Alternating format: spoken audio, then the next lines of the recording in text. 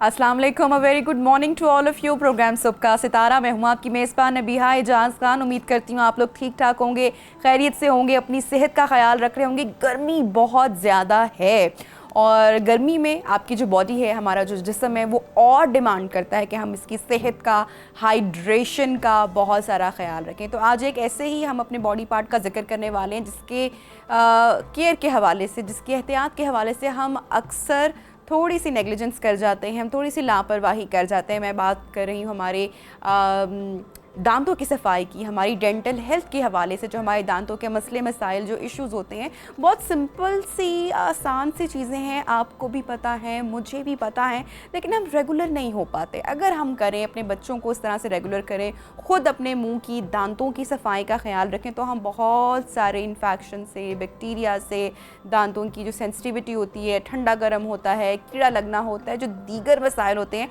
इन सब से हम बच सकते हैं। अच्छा, एक ख़ास चीज़ आज हम प्रोग्राम में इसके साथ साथ, दांतों की सफाई के साथ साथ हम बात करेंगे दांतों का जो टेढ़ापन होता है, ख़ासकर बच्चों में, जेनेटिक रीजंस के अलावा और कौन से रीजंस हो सकते हैं, ट्रीटमेंट ख़ासकर कब करवाना चाहिए, क्योंकि आजकल के जो हमारे पेरेंट्स हैं, दे आर वेरी कॉन्शियस। वो चाहते हैं कि टाइमली ही जो है वो बच्चों को, अगर ब्रेसेस लगने हैं, वायर्स होनी है, बहुत सारी ट्रीटमेंट्स आ चुकी हैं, बहुत सारे प्रोसीजर्स आ चुके हैं। वो हमारे बचपन वाला हिसाब नहीं है ना कि बड़े होने तक, जब कॉलेज में गए तब जाके जी दांत टेढ़े हैं, बच्चों को खुद एहसास हुआ और फिर उसके बाद जो है उसको ट्रीट करवाना शुरू किया। बड़ा एम्बैरसिंग हो जाता है, जो कि बड़े बच्चे होते हैं या कॉलेज गोइंग होते हैं, बहुत देर हो जाती है। तो कौन सी राइट एज है, बच्चे अगर स्कूल गोइंग है तो हमें कब और कौन सा प्रोसीजर उनके लिए सेफ़ है, आसान है, जिसको बच्चे ईजिली करवा भी सकें, इस पर भी हम बात करेंगे। लेकिन सबसे पहले हमारी जो डेंटल हेल्थ है उसके हवाले से बात करते हैं। अस्सलाम वालेकुम, वेरी गुड मॉर्निंग। हमारे साथ इन कॉन्वर्सेशन है जनाब डॉक्टर सलमान राशिद, उनसे हम बात करते हैं। डॉक्टर साहब, थैंक यू सो मच, आपने ज्वाइन किया इन प्रोग्राम। सबसे पहले हम दांतों की जो बेसिक मसले मसाइल हैं उनसे बात करेंगे। बच्चों के, बड़ों के कॉमन मसले कौन से हैं और उनको ट्रीट कैसे करना है। एक तो कीड़ा लगना सबसे मोस्ट कॉमन आई थिंक होगा। थैंक यू, अस्सलाम वालेकुम। आपने इनवाइट किया आप चैनल पे, थैंक यू सो मच। अच्छा, सेकंड सबसे पहली चीज़ तो ये है कि जो मोस्ट कॉमन प्रॉब्लम्स हैं जो कि मैं अपनी डेंटल प्रैक्टिस में देखता हूँ, इट्स नेग्लिजेंस। लोग नेग्लिजेंट हैं, मतलब वो अपनी हाइजीन के बारे में इतना ज़्यादा वो कॉन्शियस तो हैं लेकिन वो वेल अवेयर नहीं है। और जो मोस्ट कॉमन कंप्लेन जो हमें आती है वो आती है सबसे पहले कि डॉक्टर साहब हमारा, जैसे भी आपने बात की, डॉक्टर साहब हमारा बच्चा कुछ खाता पीता नहीं है, वो ब्रश प्रॉपर्ली नहीं करता, उसको यूजुअली बहुत ज़्यादा कहीं पेन रहता है, क्योंकि आजकल समर ब्रेक हमारे पास है। तो ज़्यादातर बच्चे यूजुअली इसी कंप्लेन के साथ आते हैं, क्योंकि पेरेंट्स के पास भी इन्हीं महीनों में टाइम होता है। यूजुअली हमारा जो पैटर्न है स्कूल्स का, उनको फॉलो करते हुए वो इन महीनों में ज़्यादातर आते हैं। सेकेंडली, टेढ़ापन जो दांतों का है वो भी एक सेकंड प्रॉब्लम है। Third, pain. और फोर्थ, जो एडल्ट्स में बहुत ज़्यादा इस वक्त प्रॉब्लम आ रही है, मसूड़ों के मसले बहुत ज़्यादा हैं और वो भी कॉम्प्रोमाइज़ ओरल हाइजीन की वजह से जो है वो ज़्यादातर इश्यूज़ देखने में आ रहे हैं। अब जब हम कॉम्प्रोमाइज़ ओरल हाइजीन की बात करते हैं, उसका मतलब सिर्फ ये नहीं है कि आपने सिर्फ ब्रश कर लिया। ब्रशिंग के अलावा भी बहुत सारे एजेंट्स हैं कि जिसके तरीके से माउथ भी साफ़ होता है, मसूड़े भी साफ़ होते हैं, ज़बान भी साफ़ होता है। इवन के जो न्यू बॉर्न बेबीज़ हैं उनका भी दांत उनमें होते नहीं है, 6 महीने से पहले कोई दांत नहीं आता, उनके भी मसूड़े साफ़ करना ज़रूरी है, ज़बान को साफ़ करना ज़रूरी है। लेकिन फीडिंग मदर्स को पता भी नहीं है और वो कभी सुना नहीं कि कभी किसी ने शायद बहुत ही अगर कोई उसका छोटा सा, मैंने लास्ट टाइम भी एक हमने जिक्र किया था कि जैसे अगर फीडिंग बेबी है, वो 6 महीने का है, तो आप उसकी ज़बान को अच्छे तरीके से साफ़ करें। किस तरीके से साफ़ अच्छा, इसका बहुत आसान तरीका है कि कोई भी पीस ऑफ क्लॉथ लेके या एक मलमल का दुपट्टा लेके उसके उंगली में उसको रैप कर लें। ये बहुत ही एक आसान सी टिप है। उसकी ज़बान को और उसके मसूड़ों को अच्छी तरीके से साफ़ करें। प्रॉब्लम क्या होती है कि बच्चे जब बॉटल फीडिंग पे होते हैं, अब वो सारी रात बॉटल फीडिंग पे लगे रहते हैं, मतलब या एटलीस्ट 1 to 2 आवर्स, और उसमें वो सो जाते हैं और मदर्स भी सो जाती हैं, पेरेंट्स भी सो जाते हैं। अब वो मिल्क सारी रात उसके मसूड़ों पे, ज़बान पे लगा रहेगा। देखें, मिल्क के अंदर एक अपना शुगर है, प्लस इसके अलावा हमारे यहाँ लोग बहुत सारे चीनी भी ऐड करते हैं, फ्लेवर्स भी आर्टिफिशियल ऐड करते हैं, उन सब में शुगर है। वो सारी चीज़ बैक्टीरिया को हार्बर करती है, वहाँ से जो है वो मसले स्टार्ट होते हैं, वहाँ से उनके मसूड़े भी ख़राब हो सकते हैं। अब मुंह में बैक्टीरिया फंजाई भी है जिसको हम फंगल इन्फेक्शंस भी कहते हैं, वो भी हो सकता है, बैक्टीरियल इन्फेक्शन भी हो सकता है, या अगर बॉडी में कहीं और इन्फेक्शन है तो उसकी वजह से भी ओरल कैविटी में उसका इफेक्ट आ सकता है। तो ये सारी चीज़ें एक दूसरे से इंटरलिंक्ड है। अच्छा, अभी हम ऑफ एयर भी गुफ्तगू कर रहे थे जब हमने शो स्टार्ट करना था, और मैं इस सवाल पर आने भी वाली थी क्योंकि I am a mother of 3 और आई एम श्योर कि जितनी माएँ इस वक्त प्रोग्राम देख रही हैं तो उनके भी हमारे ना बड़े म्यूचुअल मसले होते हैं, माओं के सेम ही होते हैं। अक्सर हम बैठते हैं तो सबके, अब घर में कुछ बच्चे ऐसे होते हैं जो कि 2 से 3 साल की एज में होते हैं, अगर लड़का है या लड़कियां भी, कुछ बच्चे बहुत हाइपर एक्टिव होते हैं, थोड़े से एग्रेशन में होते हैं, काबू नहीं आते, ब्रशिंग करना उनको नहीं पता कि उनके लिए कितना इम्पॉर्टेंट है। ऑब्वियसली हमें पता है, या जो बड़ी उम्र के बच्चे होते हैं वो कर लेते हैं, स्कूल गोइंग किड्स होते हैं, लेकिन ये जो 2 साल की उम्र के बच्चे होते हैं उनको लगता है कि शायद ज़बरदस्ती कोई चीज़ करवाने, कितना अनहेल्दी हो सकता है उनके लिए ब्रश ना करना। और ऑब्वियसली खा पी रहे हैं, सब कुछ खा रहे हैं, मीठा भी खा रहे हैं। आपने तो कहा कि न्यूबॉर्न को भी आपने उनका मसूड़े, उनके गम्स, उनकी टंग को क्लीन करा है, तो 2 साल का बच्चा जो कि सब कुछ ले रहा है उसके लिए तो बहुत इंपॉर्टेंट है। और मैं जिस तरह बात कही थी अपने बेटे की, ऐसे बच्चों को मतलब फिर माएँ भी एक पॉइंट आता है कि थक के यार ये तो बच्चा काबू नहीं आएगा, इसको तो ब्रश करवाने के लिए कम से कम 4 लोगों की फोर्स चाहिए, तो क्या किया जाए? अच्छा देखें, सबसे पहले इसमें इंपॉर्टेंट चीज़ ये है कि 6 मंथ्स से लेकर 12 मंथ्स के दौरान बच्चों को एक रिंग फिंगर्स आते हैं, या एक बहुत सारे बड़े एक फैसिनेटिंग किस्म के ब्रशेस आते हैं, आप वो बच्चों को दें। देखिए 6 साल का या 5 साल का बच्चा जो है ना, वो हर चीज़ अपने मुंह में उसको लेके उसको सेंस करता है, वो अपनी उंगलियों को भी सेंस करेगा, इससे उसकी सेंसेस डेवलप होंगे। हमने इस चीज़ को समझना है। ठीक, हम देखें, मेरी और आपकी आंखें, हम एक चीज़ को देख के टच करके एक सेंस कर सकते हैं, ठंडी चीज़ है, गर्म चीज़ है, लेकिन बच्चे के सेंसेस अभी डेवलप नहीं हुए हुए। ही और शी हैज़ टू, मतलब वो अपने मुंह में कोई चीज़ लेगा, उंगलियां, इवन के पाँव की उंगलियां भी वो अपने मुंह में डालेगा तो उसे पता चलेगा कि ये मेरे पाँव हैं।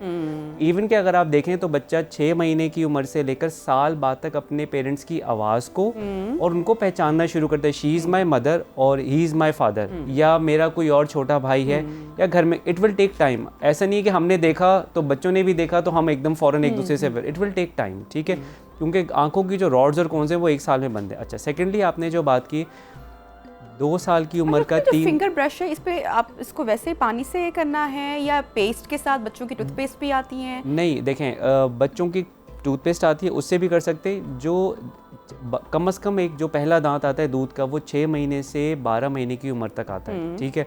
तो आपने 6 से 12 महीने के दौरान, उस टाइम मकसद ये होता है कि बच्चों को हमने मैनुअल डेक्सटेरिटी डेवलप करनी है, ताकि बच्चा जब 2 साल का पहुँचे, 3 साल का पहुँचे, तो उसे पता हो कि मैंने ब्रश करना है। ऐसा ना हो को माओं को 2 साल 3 साल में उनके पीछे बहुत ज़्यादा भागना पड़े कि बच्चा ब्रश नहीं करता।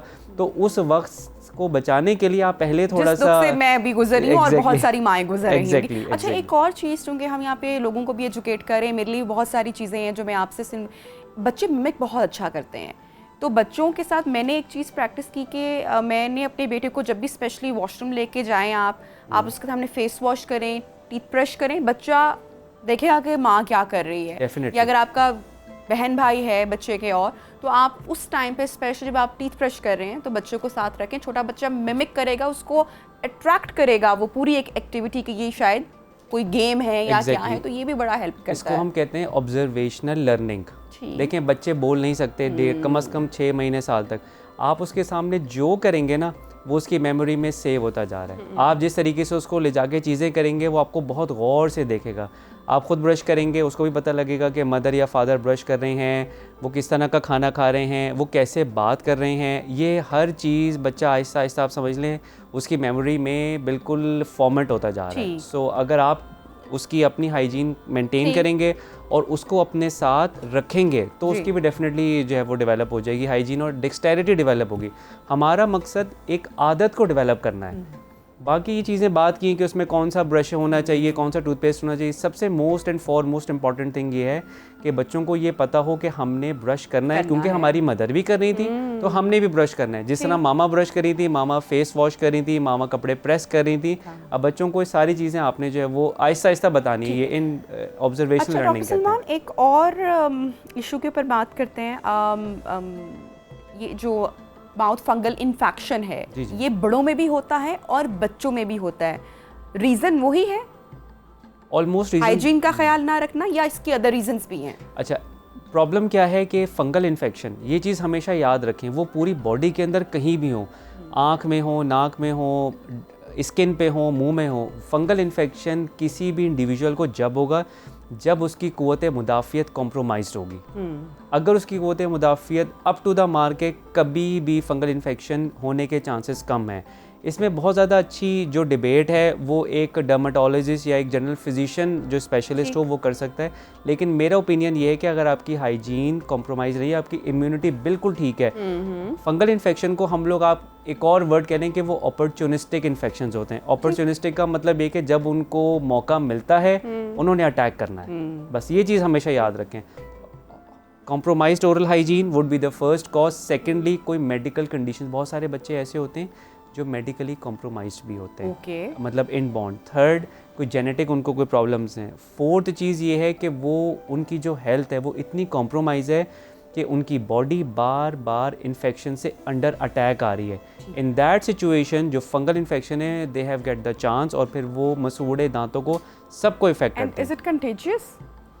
Yes, it is contagious. देखें बहुत सारी रिसर्चेज हैं वो ये कहती हैं कि कंटेजियस नहीं है, लेकिन इट्स लाइक एक डिबेट है। ये कुछ ग्लास शेयर कर लिया, पानी शेयर कर लिया तो आई थिंक अवॉइड करना चाहिए। और दूसरी चीज़ ये कि फंगल इन्फेक्शन कंटेजियस है, प्लस इसके अलावा बैक्टीरियल इन्फेक्शन कंटेजियस नहीं है। वायरल इन्फेक्शन कंटेजियस हो सकते हैं, क्योंकि आपने देखा होगा बच्चे एक घर में बच्चे का गला खराब हो, उसको बुखार हुआ, दूसरा बच्चा इफेक्ट हुआ, उसके बाद तीसरा, फिर बड़े ज़्यादा इफेक्ट होते हैं। तो ये चीज़ हमने तो अपने घर में, मैंने तो ये प्रैक्टिस की हुई कि घर में बच्चा देखें, हम इस बात से तो कोई मतलब एतराज़ या कोई क्वेश्चन ही नहीं है ना कि माँ बाप को अपने बच्चों से मोहब्बत नहीं है, लेकिन जब मेरे बच्चे बीमार होते हैं तो मैं तो मास्क पहन लेती हूँ और मैं बिल्कुल परे मुँह करके उनसे, क्योंकि आप इस चीज़ को मेरी बेटी ने किया। जब मेरा बेटा बीमार हुआ उसने कहा मामा ये मेरा भाई है, और उसने फ़ौरन उसके ग्लास से सिप कर लिया। तो बच्चे हैं, बच्चों को तो नहीं पता, लेकिन अक्सर बड़े भी ये कर रहे होते हैं कि नहीं भाई ये बीमार है, कोई बात नहीं, हम नहीं होंगे। माएँ केयर नहीं कर रही होती, आदमी तो बिल्कुल भी मैंने देखा है कि अक्सर केयरिंग नहीं होते। घर में भाई अपने अपने ग्लास रखें, अपनी अपनी बॉटल्स रखें, ताकि पूरा घर जो है वो बीमार ना हो। खासकर जो बड़े लोग होते हैं वो तो रिस्क पर होते हैं। अपने टॉवल्स और अपनी पर्सनल जो हाइजीन की चीज़ें उसको अलहदा रखा जाए तो बेहतर है। बाय द टाइम जब वीक में बॉडी रिकवर कर जाएगी तो यू कैन। अच्छा डॉक्टर साहब, एक इशू जो कि आई थिंक बहुत कॉमन है, दांतों की सेंसिटिविटी, ठंडा गरम लगना, ये क्यों होता है और इसकी ट्रीटमेंट क्या है जो हम घरेलू टोटके करते हैं घर में? इट्स अ बिग नंबर जो कि डेंटिस्ट के पास लोग नहीं जाते। आई एम श्योर आपका भी ये शिकवा होगा लोगों के साथ कि जब तक बहुत मसला ना हो जाए तब तक वो नहीं आते। घर में कर लिया, वो सोडा में नमक ऐड किया, लीमू किया, टोटके कर लिए, लेकिन डेंटिस्ट के पास नहीं गए। तो ये सेंसिटिविटी क्यों आती है और इसको हमने ट्रीट कैसे करना है? अच्छा, सबसे पहले सेंसिटिविटी का कॉज ये है कि आप किस टाइप का फूड यूज़ कर रहे हैं। अगर फूड आपका बहुत ज़्यादा एब्रेसिव है, यानी कि वो ये समझ लें कि वो इरोजन कॉज करता है, सेंसिटिविटी हो सकती है। सेकेंडली, बॉडी कंडीशंस ऐसी जैसे कुछ लोगों को बार बार बहुत ज़्यादा वॉमिटिंग आती है। दूसरा, एक आजकल ट्रेंड चला है कि हम भूखे रहेंगे तो हमारी बॉडी का वेट लॉस होगा, लेकिन उससे सबसे बड़ा प्रॉब्लम क्या है, बॉडी के अंदर होती है एसिडिटी। एसिडिटी की वजह से क्या होता है कि मुंह में वो तेज़ाबियत होती है, स्मेल आती है, वो तेज़ाब बेसिकली आप कह लें मुंह तक या हमारी ओरल कैविटी तक आने का पोटेंशियल लगता है, उसकी वजह से भी इरोजन हो सकती है। जब दांत का अपना एक सब्सटेंस है, एक स्ट्रक्चर है, जब वो इरोड होना शुरू होगा या जब वो घुलना शुरू होगा, डेफिनेटली सेंसिटिविटी ट्रिगर होगी। मोस्ट इंपॉर्टेंट कॉज ये हो सकता है कि कुछ लोगों को मसूड़ों के बड़े प्रॉब्लम होते हैं, उनको सेंसिटिविटी होती है। बाज़ लोग ब्रश इतनी ज़्यादा फोर्स से करते हैं, इतनी ज़्यादा फोर्स से करते हैं कि उनके दांत इरोड, इवन के बड़े बड़े होल्स बनना शुरू हो जाते हैं, उनको सेंसिटिविटी स्टार्ट हो जाती है। थर्ड चीज़ ये है कि बाज़ लोग फिज़ी ड्रिंक्स बहुत ज़्यादा यूज़ करते हैं, बहुत ज़्यादा ठंडा, बहुत ज़्यादा कॉफ़ी यूज़ करना, तो वो एकदम ना सडन चेंज ऑफ टेम्परेचर होता है। देखें, हमारी बॉडी के अंदर एक मुंह में एक मैकेनिज़्म ये है कि जब भी आप ठंडी या गर्म चीज़ लेते हैं, आप देखें आप ठंडी चीज़ लेंगे ना तो आपको एकदम से ना एक रश सा फील होगा। आप गर्म चीज़ लेंगे तो आपको एक स्मूथिंग सा इफेक्ट आएगा कि चीज़ इतनी सेंसिटिविटी नहीं हो रही है। टूथपेस्ट बहुत ज़्यादा रिकमेंडेड है, वो आप ले सकते हैं, उनको इस्तेमाल करें, लेकिन I would suggest proper follow to your healthcare provider, your family dentist would really help you a lot for so many problems. जब हम ये बात करते हैं ना कि फैमिली डेंटिस्ट का एक बहुत बड़ा रोल है, उसको ये पता होता है कि पेरेंट्स को ये प्रॉब्लम था, नाना दादा को ये प्रॉब्लम था, दादा दादी को ये प्रॉब्लम था, बच्चों को ये प्रॉब्लम आ रहा है, तो वो सारी चीज़ें प्रिडिक्ट कर सकता है तो इसको हम कहते हैं इंटरसेप्टिव ट्रीटमेंट। तो ये एक बहुत अच्छी चीज़ है कि फॉलोअप काइंडली रखें। ये नहीं है कि जैसे आपने अर्ज़ किया कि जब कोई प्रॉब्लम होगी जब भी हम जाएंगे, जब दांत में बच्चे के दर्द होगा तो उसको लेके हमने भागना है, ख़ुद भी परेशान होना है। तो अगर आप पहले वो ट्रीटमेंट या पहले वो फॉलोअप करवा लें तो बहुत सारी चीज़ों से बचा जा सकता है। डॉक्टर साहब, मेरा दूसरा सवाल कि जो मैंने आपसे पहले भी किया कि जो लोग घरेलू टोटकास करते रहते हैं, उसके बारे में आपकी क्या राय है? ये सही है या हमारे दांतों को, मसूड़ों को और सेंसिटिव करता है? घरेलू टोटकों को मैं बिल्कुल भी रिकमेंड नहीं करूँगा। सेकेंडली ये कि एक तो हमें पता भी नहीं है कि कौन से टोटके हैं और वो सही हैं, ना उनकी प्रॉपर कंसंट्रेशन का पता है, ना प्रॉपर टाइम का पता है। बस हम अपनी ही एक साइंस और अपनी ही एक डॉक्टरी उसमें जो है वो करके तो उसको कर रहे होते हैं। जिसको सोडे वाला बहुत कॉमन है। सोडे वाला कॉमन है, सोडा सम हाउ इफ़ेक्ट करता है, लेकिन आई डोंट सजेस्ट कि मैं किसी को रिकमेंड नहीं करूँगा। एंड इस बहुत बेहतर ये कि अपने आप हेल्थ केयर प्रोवाइडर को विजिट करें और उसको एक विजिट दें, देखें वो क्या कहता है। डॉक्टर साहब, कितना फ्रीक्वेंट विजिट करना है हमें डेंटिस्ट को, स्पेशली आफ्टर? देखिए, मिनिमम जो विजिट है ना, मिनिमम विजिट वो वंस अ ईयर है, लाजमी। उसके बाद अगर आप कर सकते हैं तो 6 मंथ्स है। वैसे तो टाइम ड्यूरेशन ही होता है after every 3 months, 6 months, 9 and 12। ठीक। लेकिन अगर इतना भी ना हो तो एटलीस्ट आप 6 मंथ्स पे आ जाएं। ये भी ना हो तो एटलीस्ट ईयरली आप अपने फैमिली डेंटिस्ट को या अपने डेंटिस्ट को विजिट करें along with your whole family. ठीक ठीक। अच्छा डॉक्टर साहब, अब हम बात कर लेते हैं दांतों के टेढ़ेपन के हवाले से। एक तो जेनेटिकली भी ये बच्चों के, जिनके अगर पेरेंट्स के या आपके ग्रैंड पेरेंट्स के हैं तो बच्चों के भी हो सकते हैं। राइट एज क्या है कि कब प्रोसीजर करवाया जाए? कौन सी ट्रीटमेंट है? बच्चे घबराते हैं किसी भी इस तरह के प्रोसीजर को लेके, तो पेनलेस कौन सा है बच्चों के लिए, सेफेस्ट कौन सा है? अच्छा, जो आपने बात की ना कि जेनेटिक्स है, इनहेरिटेंस भी है, जो प्रोफाइल होता है वो बच्चों का वो मदर या फादर से बहुत ज़्यादा वेरी कर रहा होता है। सेकेंडली इस चीज़ को ये समझें कि मुंह में एक स्पेस है, उसमें एक particular number of tooth he accommodate हो सकते हैं। इसको हम लोग कहते हैं इंटरसेप्टिव ऑर्थोडोंटिक्स। ये स्टार्ट होती है 2 साल की उम्र से, जब बच्चे के मुंह में सारे, तकरीबन 2 से 3 साल में जब बच्चे के मुंह में सारे दूध के दांत आ जाते हैं। फिर उसके बाद पहला पक्का दांत आता है 6 साल की उम्र में।